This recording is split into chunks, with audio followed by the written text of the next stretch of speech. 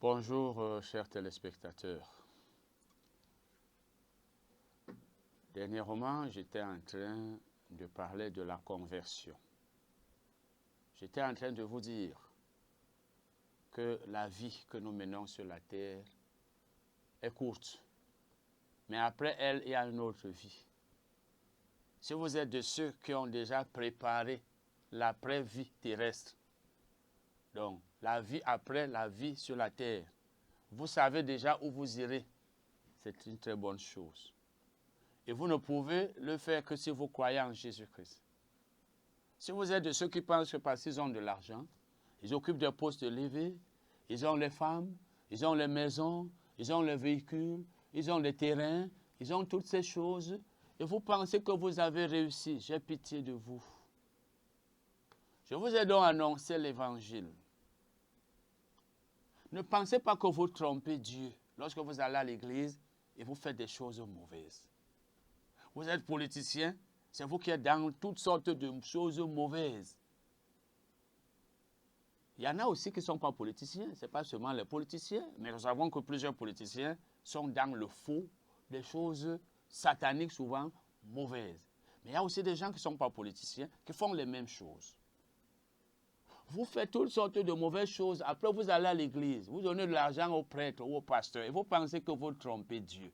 Au jour du jugement, Dieu vous jugera, le pasteur, le prêtre sera lui-même jugé, il n'aura rien à dire pour vous. Jésus-Christ seul est l'avocat de tous les hommes. Aucun prêtre ne viendra vous défendre, aucun pasteur.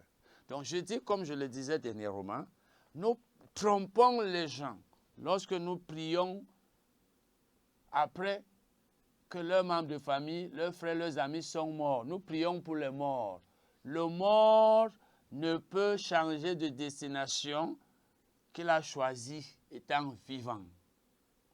Romains 10, verset 9 dit, si tu confesses de ta bouche le Seigneur Jésus, ça veut dire si tu déclares que Jésus est ton Seigneur, et si tu crois dans ton cœur qu'il est ressuscité des morts, tu seras sauvé. Pour être sauvé, on n'a pas besoin d'être membre de telle assemblée. Tu peux être catholique, tu es sauvé. Tu peux être catholique, tu n'es pas sauvé. Tu peux être même pape, tu n'es pas sauvé.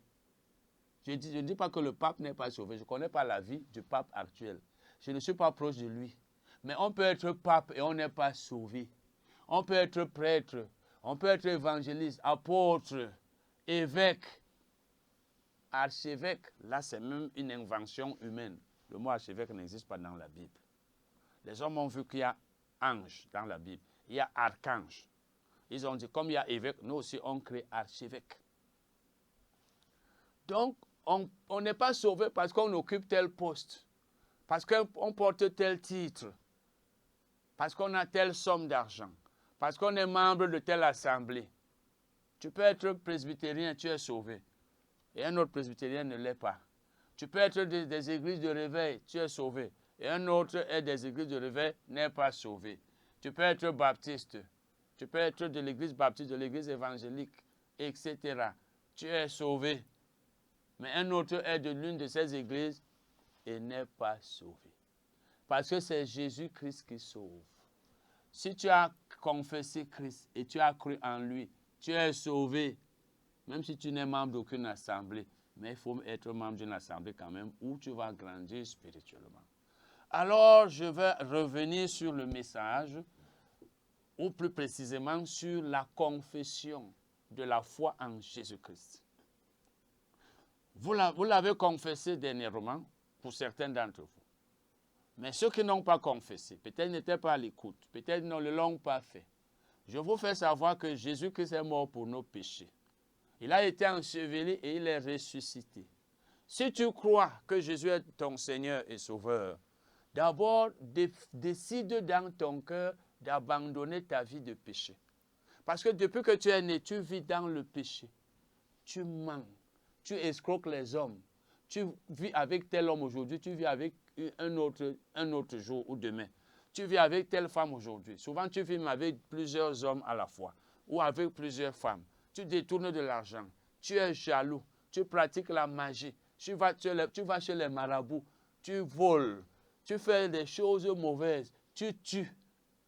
Peut-être tu es un bandit, un agresseur, et tu penses que toute ta vie sera comme ça. Après, tu iras où? Tu iras où? Après, tu vas prier. Après, tu vas me donner l'argent du vol, des agressions à l'église. Et tu penses que Dieu accepte ça? C'est ton pasteur ou ton prêtre qui a pris. Ce n'est pas Dieu. Dieu n'agrée pas de tels dons. Repends-toi. Si donc tu as décidé de changer ta vie aujourd'hui, tu as dit, il faut que je laisse ma vie, que je mène, que Dieu n'aime pas. Et si tu crois que Jésus-Christ est vraiment le Fils de Dieu, qu'il est mort pour tes péchés, qu'il a été enseveli, pour que toi, en croyant en lui, tu ne sois pas condamné, répète, en fait, dis après moi ce que je vais dire. C'est toi-même qui es en train, tu seras en train de le dire à Dieu. Je t'aide seulement à savoir quelle est la voie du salut.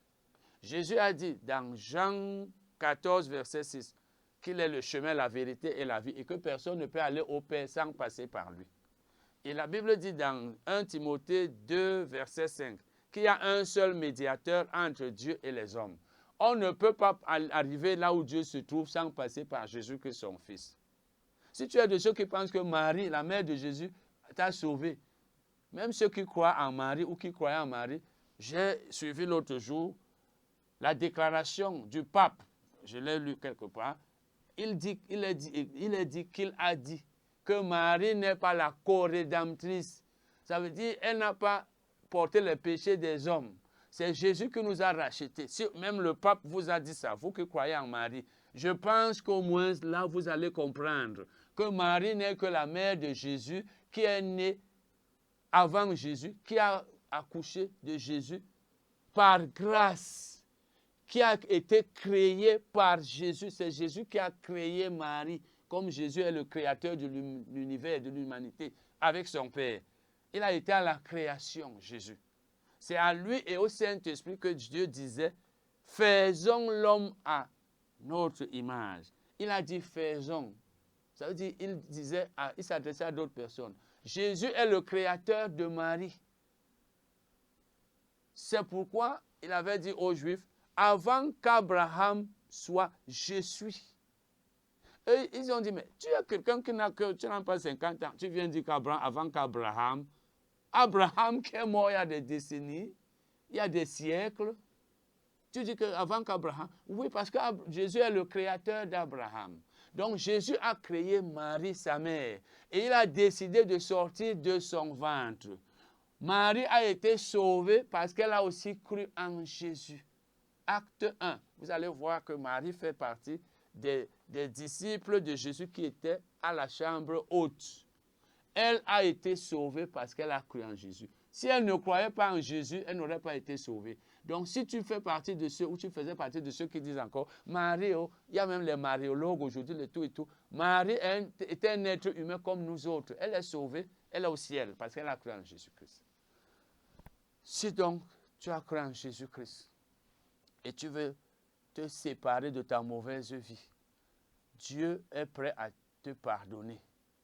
Dieu est prêt à effacer tous tes péchés, passés, présents et même futurs. Il faut seulement que tu confesses de ta bouche Jésus-Christ, son Fils, qui est mort pour tes péchés. Reprends donc après moi, mais avant ça, je te donne quelques secondes pour que toi-même intérieurement tu dises, je laisse la vie de péché. Il faut que je cesse de mener cette mauvaise vie. Ces choses mauvaises que je fais, il faut que je les abandonne. Il faut que ce soit toi-même qui prenne cette décision. J'espère que tu es en train de la prendre. J'espère que tu l'as déjà prise.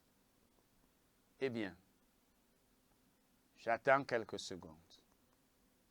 Regarde ta vie mauvaise. Regarde la vie que tu as menée depuis. Mais Dieu t'aime. Dieu ne rejette pas un homme. Jésus a dit, je ne jeterai pas dehors celui qui vient à moi. Dieu t'aime malgré tes péchés. Qu'on ne te dise pas, tu as commis trop de péchés. Dieu ne tient pas compte des temps d'ignorance. Tu étais ignorant. Qu'on ne te dise pas, tu as tué, tu as fait ceci, cela. Ce sont les gens qui ne connaissent pas la bonté de Dieu qui le disent. moi je te dis aujourd'hui, Dieu t'aime. Est-ce que tu es prêt à abandonner ta vie? Est-ce que tu es prêt à commencer à servir Dieu? Est-ce que tu crois que Jésus-Christ est le Fils de Dieu qui est mort pour tes péchés, qui a été enseveli et qui est ressuscité? Si oui, alors dis ceci après moi. Dieu Tout-Puissant, je reconnais que je suis pécheur, que je suis né dans le péché et que j'ai commis de nombreux péchés. Je crois également que Jésus-Christ est ton Fils, qu'il est mort pour mes péchés et qu'il est ressuscité pour ma justification. Je le reçois maintenant et je le confesse comme mon Seigneur et Sauveur personnel. Amen. Si tu confesses de ta bouche le Seigneur Jésus, tu l'as confessé. Romains 10, verset 9. Et si tu crois dans ton cœur que Dieu l'a ressuscité des morts, tu seras sauvé. Si tu crois dans ton cœur ce que tu as confessé, tu es sauvé. C'est facile. C'est ça la bonne nouvelle. Tu meurs maintenant, tu vas au ciel. Tu retrouves Jésus. Qu'on ne te dise pas autre chose, tu es déjà sauvé. Il te faut maintenant demander à Dieu de t'aider à être membre d'une église où on va t'enseigner beaucoup de choses. Il y a de bonnes églises, il y en a encore. Il y en a aussi qui sont mauvaises, un peu mauvaises. D'autres moyennement mauvaises, d'autres très mauvaises. Dieu connaît la bonne église qu'il te faut. Demande à Dieu de t'aider. Il peut arriver que tu sois membre d'une assemblée et qu'un jour tu te rendes compte que ce n'est pas là où tu dois être. Tu vas changer. Dieu t'aidera. Le Saint-Esprit est déjà en toi. Tu es déjà enfant de Dieu. Le Saint-Esprit va te conduire si tu l'écoutes. Achète une Bible si tu n'en avais pas encore. Commence à la lire, à l'étudier. Demande à Dieu de t'aider à comprendre sa parole écrite. Elle te permettra de savoir, même si tu es membre d'une église, que cette église-là est dans l'erreur dans tel ou tel domaine. Parce que dans certains domaines, les églises souvent ne suivent pas la parole de Dieu. Le Saint-Esprit en toi et la parole écrite, la Bible, tout cela te permettra de savoir quand l'église est dans l'erreur, soit parce que le pasteur est ignorant, soit parce qu'il veut tromper les gens. Parce qu'il y en a aussi comme ça. Il est pasteur, mais il est là pour tromper. Il y a aussi de bons pasteurs. J'ai fait mon travail. Je t'ai annoncé la bonne nouvelle. Maintenant, comme Paul le disait aux chrétiens d'Éphèse, je vous ai annoncé tout le conseil de Dieu sans en rien cacher. Ça, c'est dans Actes 20, verset 27, 28, et verset 20 aussi. Je suis pur du sang de vous tous. C'est ce que Paul leur disait. Une fois que je vous ai annoncé la parole que je devais vous annoncer, chers téléspectateurs, je ne serai plus coupable de quoi que ce soit. Dieu ne me dira pas, tu es allé devant les gens, tu ne leur as pas dit ce qu'il fallait. Et toi, homme, qui as refusé de confesser Jésus, parce que tu as endurci ton cœur, tu as encore le temps de le faire. Le jour où tu seras convaincu que Jésus est mort pour tes péchés, qu'il a été enseveli et ressuscité, fais le même après. Dieu va accepter, il n'y a pas de problème. Moi, j'ai confessé Jésus, pas le jour où on m'a prêché, mais des mois après. J'étais seul, je n'étais même plus avec la personne qui m'avait prêché. Ce n'est pas l'idéal, mais si ça arrive, il vaut mieux vaut tard que jamais. Nous continuons donc avec notre enseignement sur les prophéties. J'étais en train de parler de l'influence de la musique et même de la louange, de l'adoration sur la manifestation du Saint-Esprit. Lisons 2 Rois 3, versets 14 à 17. 2 Rois 3, versets 14 à 17. Nous allons expliquer ces versets progressivement. Je suis en train de parler des prophéties. Je vais d'abord dire que, pour que vous compreniez ce passage, dans l'Ancien Testament, Dieu parlait aux hommes par les prophètes. Hébreux 1, verset 1. Ça veut dire que lorsque Dieu voulait dire quelque chose aux hommes, particulièrement à son peuple Israël, il parlait à un prophète et lui demandait d'aller dire au peuple. Et le prophète venait leur dire, voici ce que Dieu dit. Et c'est pourquoi il disait, ainsi parle l'Éternel. Et il leur transmettait le message venant de Dieu. Alors, le Saint-Esprit n'habitait en aucun de ces gens, même en le prophète. Le prophète n'avait pas le Saint-Esprit en lui, mais le Saint-Esprit venait sur lui et il annonçait au peuple. Parce qu'on ne peut pas parler de la part de Dieu si ce n'est par le Saint-Esprit. Maintenant donc, ceux qui voulaient être dans la volonté de Dieu, dans le plan de Dieu, cherchaient souvent à savoir si c'était la volonté de Dieu qu'ils fissent telle ou telle chose, qu'ils fissent telle ou telle autre. C'est ainsi que lorsque le peuple allait en guerre, ils allaient souvent demander aux prophètes si c'était la volonté de Dieu qu'ils allassent en guerre ou pas. Et le prophète devait attendre que Dieu lui dit, je dis bien que Dieu lui dit, que Dieu lui déclara si c'était sa volonté qu'ils allassent en guerre ou pas. Le prophète demandait à Dieu. Dieu lui disait oui. Demande-leur d'aller en guerre ou alors qu'ils n'aillent pas en guerre. Parce que lorsque le peuple allait en guerre, alors que ce n'était pas la volonté de Dieu, il était vaincu. Il y a une fois, Dieu leur avait dit, vous verrez ce que c'est que d'être privé de ma présence. Donc, quand Dieu n'était pas avec eux, ils allaient en guerre, ils étaient vaincus. Vous vous rappelez, un temps, Moïse a dit à Dieu, fais-moi voir ta gloire. Nous avons transformé ça en chanson. Seigneur, fais-moi voir ta gloire. On ne devait pas chanter comme ça. Ça n'a pas de sens. Si nous adorons Dieu, nous chantons comme ça, nous ne sommes pas en train d'adorer Dieu. D'abord, nous sommes en train de faire une prière de requête. En plus, on n'a pas besoin de demander à Dieu de nous faire voir sa gloire. Quelle gloire? Moïse a dit ça dans un contexte bien précis. Ça veut dire, fais-moi voir ta présence. Montre-moi que tu es avec moi. Et quand nous demandons à Dieu de nous montrer qu'il est avec nous, c'est parce que nous ne comprenons pas. Premièrement, on n'a pas besoin de demander à Dieu de nous montrer qu'il est avec nous. Il nous le montre. Nous avons le Saint-Esprit. Deuxièmement, ce n'est pas l'adoration, ça. On n'adore pas Dieu en lui demandant de faire quelque chose. Là, ce n'est pas l'adoration. En lui adressant une requête. Donc, les rois, donc, souvent demandaient à Dieu s'ils devaient aller en guerre ou pas.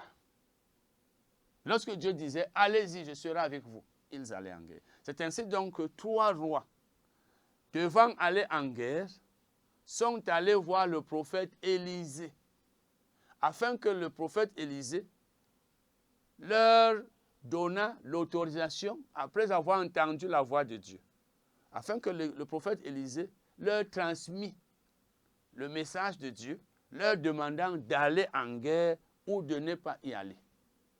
3 rois sont donc allés voir Élisée. Et Élisée n'était pas un faux prophète. Parce qu'il y avait aussi beaucoup de faux prophètes dans l'Ancien Testament. Comme il y en a aujourd'hui. Ils sont pleins. C'est un ministère très sollicité. En fait, c'est un titre très sollicité. Or, on est prophète. On ne décide pas d'être prophète. Je connais un frère qui était dans une assemblée, membre d'une assemblée, dont j'étais aussi membre il y a longtemps. Après, il est allé dans une autre assemblée. Après, il est allé à Douala. Il y a quelques années, j'ai appris qu'il était ici. On l'a ordonné prophète. Et quand je l'ai vu, je lui ai dit, tu es aussi entré dans ces choses-là où on ordonne les gens prophètes. Il a souri. Les gens sont dans les fausses doctrines et les fausses pratiques. Quelqu'un va se faire ordonner prophète. Alors, les faux prophètes d'aujourd'hui, donc, font ceci. Ils font ce qu'ils appellent la consultation prophétique.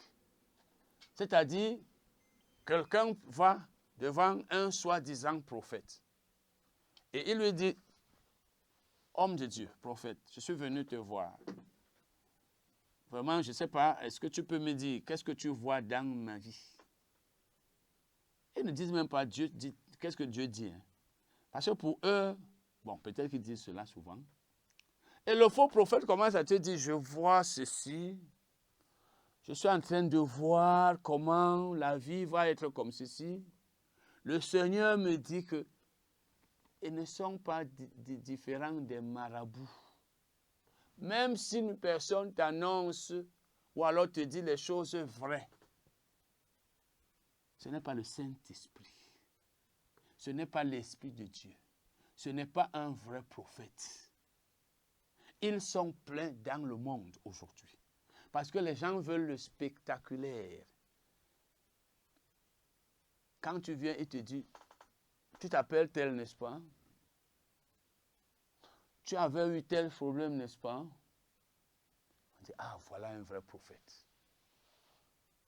Les dons du Saint-Esprit sont des dons qui se manifestent comme l'Esprit veut.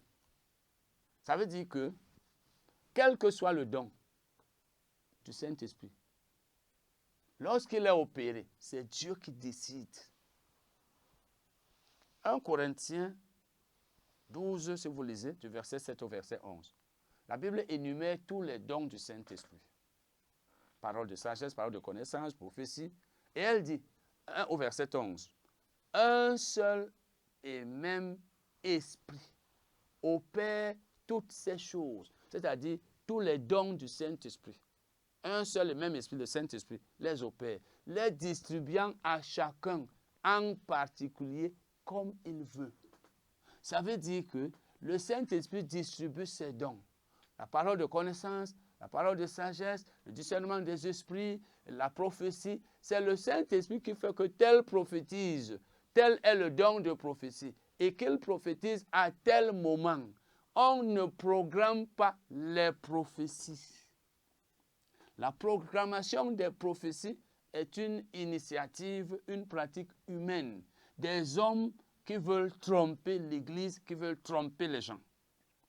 On ne programme pas la prophétie. Parce que programmer la prophétie voudrait dire programmer Dieu. Décider quand Dieu doit parler et quand il ne doit pas parler. Donc, les dons du Saint-Esprit, ou du moins le Saint-Esprit, ou alors Dieu, n'est pas comme le poste récepteur que nous avons dans notre maison, que nous appelons souvent la radio. Le Saint-Esprit, Dieu et Dieu ne sont pas comme le téléviseur. On met le téléviseur en marche, on branche, on allume, ça montre les images, on éteint, ça s'arrête. Vous êtes en train de me voir. Il suffit que vous décidiez maintenant que je ne dois plus apparaître sur votre écran. Vous allez juste appuyer là, soit sur l'écran, soit sur la télécommande, et ça va s'arrêter. Les images vont s'arrêter. Donc, on ne programme pas les prophéties. On ne les programme pas. On ne peut pas dire Dieu parle. On dit Dieu ne parle pas. On ne programme pas la parole de connaissance, la parole de sagesse. On ne programme pas le discernement des esprits. Donc, si tu pars devant un homme pour lui dire, je veux que tu me dises qu'est-ce que le Seigneur dit. Je veux que tu me dises qu'est-ce que tu vois. Et il te dit des choses, même si elles sont vraies. C'est un marabout. Il utilise une puissance satanique. Parce qu'il y en a qui le font dans l'église. Dieu te dit les choses concernant une personne quand il le veut et quand lui-même prend l'initiative de te les révéler. Pas quand la personne vient nous dire qu'est-ce que tu vois. Et il y a des gens qui utilisent une puissance satanique. Moi, j'ai vécu dans la zone anglophone. J'ai été dans une ville appelée Limbe. Et j'ai vécu dans un quartier appelé Animal Farm. Des années après, pendant que j'étais à Yaoundé, un frère m'a dit qu'il y avait une femme dans ce quartier qui donnait de la poudre à des gens, qui la mettait sur leurs yeux ou dans leurs yeux et qui voyait la vie des gens. Lorsque vous allez devant un faux prophète, il peut vous dire les choses qu'il voit dans votre vie, passée, présente et même future, et ça s'avère vrai.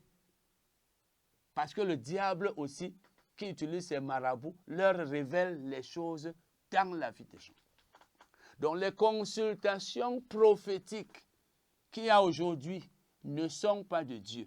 Un vrai prophète, si tu vas vers lui pour lui dire, qu'est-ce que le Seigneur te dit? Qu'est-ce qu'il me montre? Il va te dire, le Seigneur ne m'a rien dit. Je ne peux pas t'imposer là qu'il me dise quoi que ce soit. Mais quand c'est le Seigneur qui dit au prophète, va dire telle chose, ou bien le Seigneur décide de lui montrer une chose, là c'est normal. Et c'est Dieu donc qui décide de montrer au prophète telle chose ou de lui annoncer telle chose. Et même d'annoncer à d'autres personnes qui ne sont pas prophètes. Donc, les consultations prophétiques qu'il y a aujourd'hui dans l'Église ne sont pas de Dieu. Ne sont pas de Dieu. Prochainement, je vous parlerai d'un faux prophète qui voyait des choses qui se passaient un peu partout dans le pays. C'est lui qui sait quelle puissance il utilisait. Je suis en train de vous dire ça parce que nous allons parler de ces rois qui sont allés voir le prophète afin qu'il leur dise ou qu'il leur dit s'ils devaient aller en guerre ou pas. Il fallait d'abord vous montrer que le contexte n'est plus le même. Ça, c'était l'Ancien Testament. Et même là, c'est Dieu qui avait dit au prophète. C'est Dieu qui disait au prophète. Ce n'est pas le prophète lui-même qui décidait de voir toutes les choses telles qu'elles devaient être ou qu'elles avaient été faites.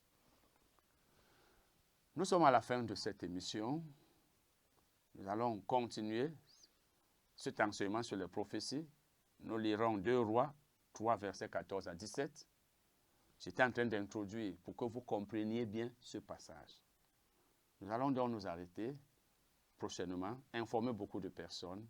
Amen.